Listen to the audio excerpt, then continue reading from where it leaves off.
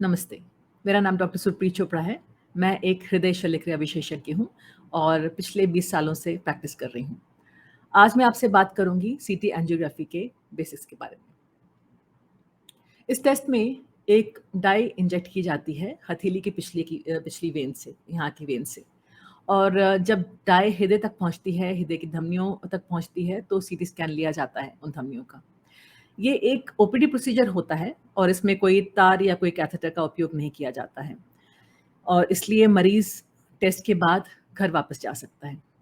इसमें हृदय की गतिविधि को धीमा रखा जाता है और सीटी स्कैन लिया जाता है ताकि धमनियों को सही से पिक्चर्स ले सकें।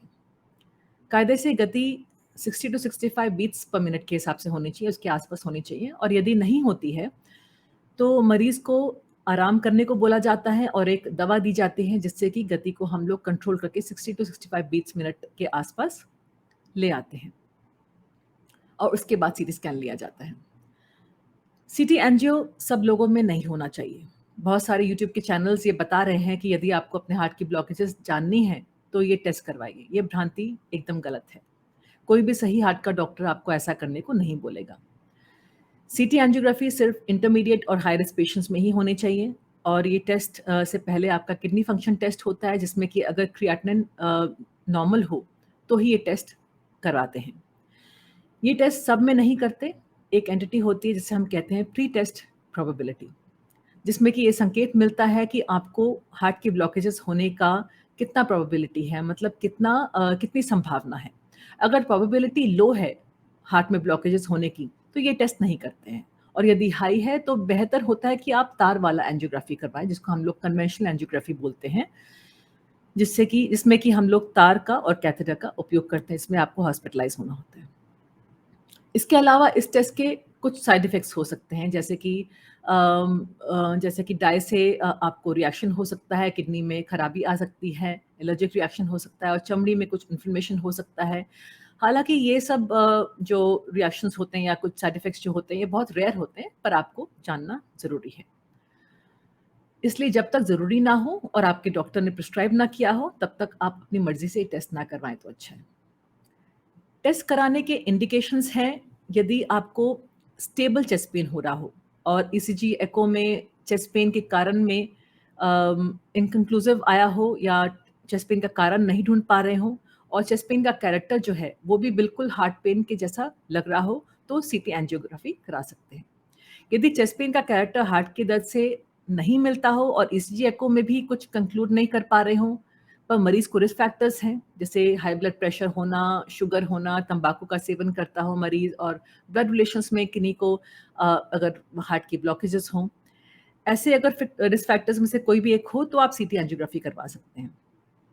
उन लोगों में भी कर सकते हैं जिनमें टीएमटी के रिजल्ट्स इनकंक्लूसिव आए हों। किसी का यदि पहले बायपास हो चुका हो और स्टेबल चेस्ट पेन के साथ आया हो, पर ईसीजी और एको में इनकंक्लूसिव बताया हो, उसमें भी कर सकते हैं।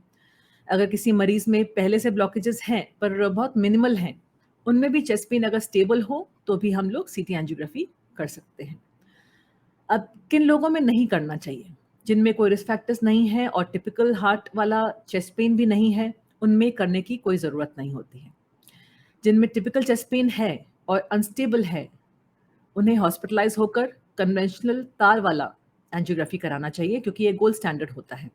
अगर आपका अनस्टेबल टिपिकल चेस्ट पेन हो, तो बहुत हाई चांसेस होते हैं कि आपको 70% से ऊपर ब्लॉकेजेस निकलेंगी और यदि आप सीटी एंजियोग्राफी कराएँगे और ब्लॉकेजेस निकलती हैं, तो उसके बाद इलाज तभी पूरा होता है जब आपके पास पूरी डिटेल्ड कन्वेंशनल एंजियोग्राफी की रिपोर्ट हो ताकि आप डिसीजन ले पाएँ कि इसके बाद एंजियोप्लास्टी कराना चाहिए या बायपास कराना चाहिए या सिर्फ दवाओं से ठीक हो जाएगा।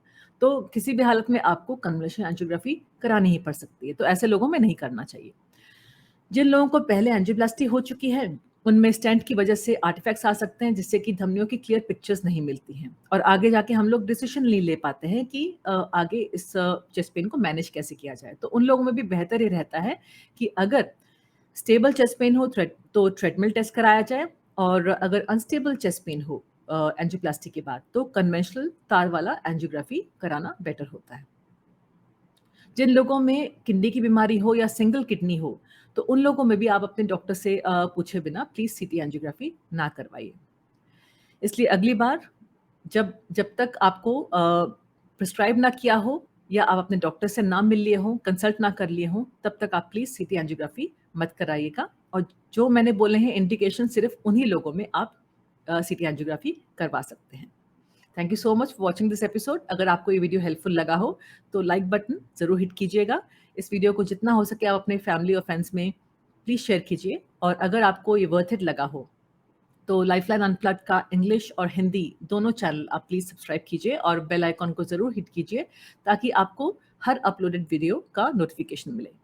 आप लाइफलाइन अनप्लग्ड स्पॉटिफाई में भी सब्सक्राइब कर सकते हैं।